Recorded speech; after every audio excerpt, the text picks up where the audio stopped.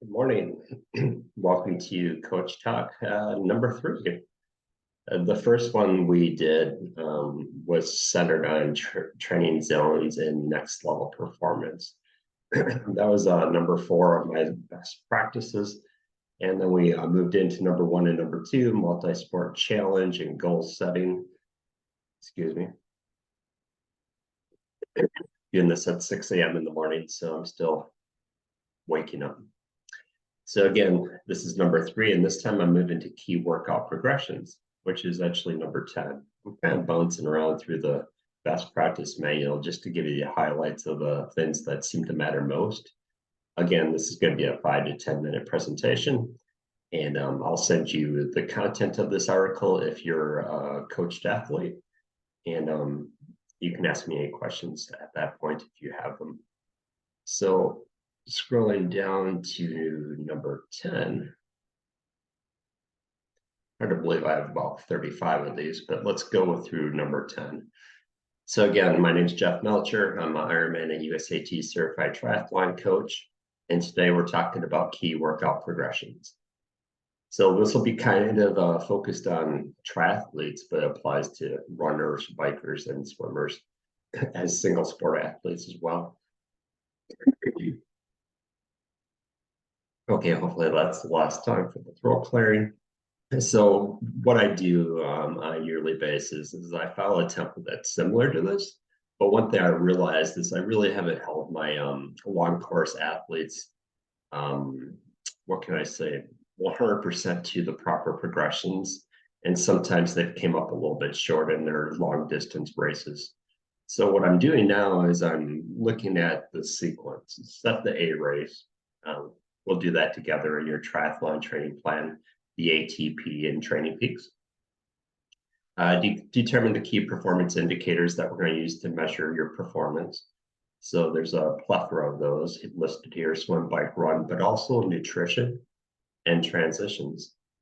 So as we go throughout the training cycle, building to this A race, we're going to figure out what to measure and why. Use progressively longer key workouts to gain fitness and confidence. So we're going to start at a relatively modest level, typically after our season break, and then we're going to build up to race fitness. And we're going to use these key test events during the build and competition phases.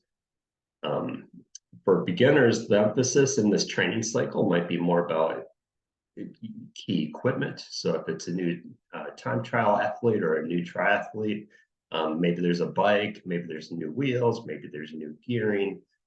There can be a whole lot of different things that we need to think about with equipment.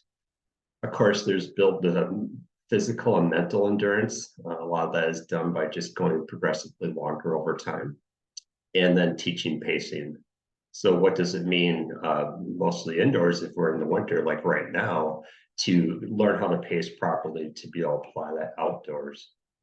So that's key for beginners, but it's key for all of us to circle back to that. And for the more experienced, we're going to do more race specific sessions in the build period, depending on what your distance of choice is. Of course, there's always going to be some threshold work. It's going to be at the LT1 or LT2, or sometimes even above. We'll sprinkle in some mixed intervals to blend speed and endurance.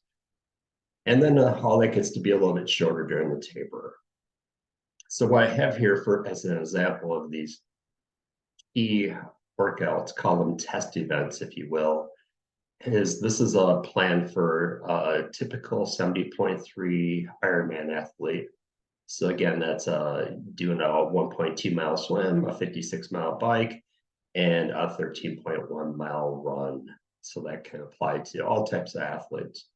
So this particular athlete, and it can vary by athlete, I have key test events planned for 4 weeks out from their race, 10 weeks out, and 16 weeks out. And for them, I believe the right percent of the overall time, so 435 minutes is the predicted overall time, they're going to do a percentage of that. And that percentage is going to increase as they get closer to the race. So again, more duration for the test event. The test events will be done typically on weekends, but they can be done anytime we have back-to-back 2 days off of work. And the reason why I say 2 days is I won't always force this to be done in one day. We could do a swim and a bike on Saturday and the run on Sunday.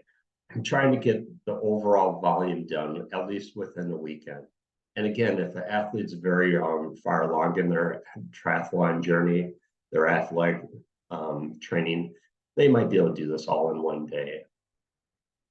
I also have the cutoffs for the events listed just as the example. This athlete has plenty of leeway from the cutoffs as long as they have a decent day.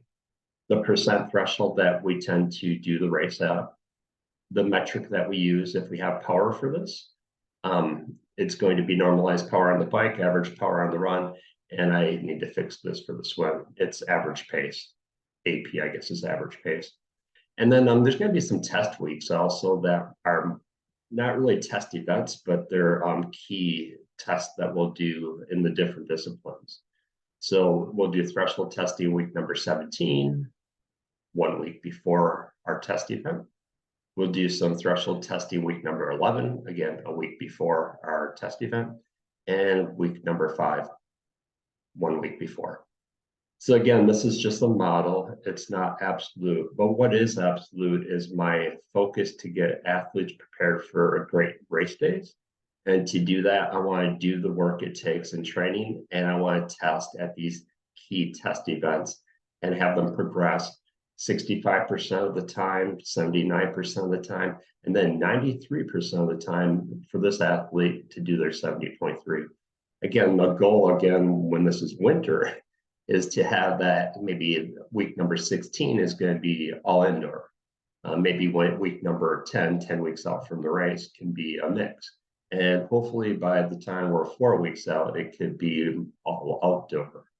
So that will help with going the distance. So hopefully this makes sense. It sets the stage for what's going to happen in this training cycle that's coming up.